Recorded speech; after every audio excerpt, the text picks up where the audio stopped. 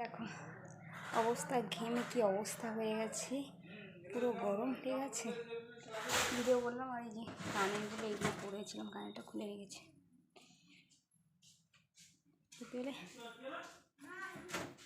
আর আমাদের বাড়িতে আজকে ফল সিলিংয়ের কাজ হবে, ঠিক আছে।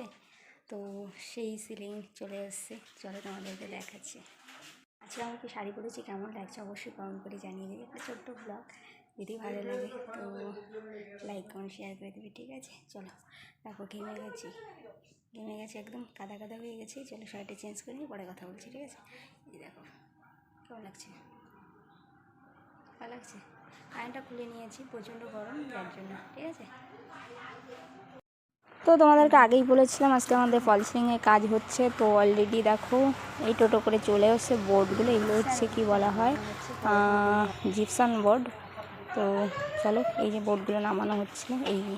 এটা আমার কাকু হয়, হ্যাঁ, পাশেই বাড়ি, কাকুরা কাজ করছে। তো এই যে দেখো কাজ শুরু হয়ে গেছে, ঠিক আছে, দেখতে পাচ্ছেন।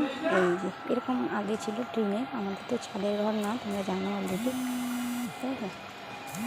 আর এই যে দেখো আগে তো এরকম ছিল, তোমরা দেখতে পেয়েছো। আর এখন দেখো এই যে কাজ চলছে, এরকম ডিজাইনটা তোমাদের ফাইনাল লুকটা দেখিয়ে দেবো।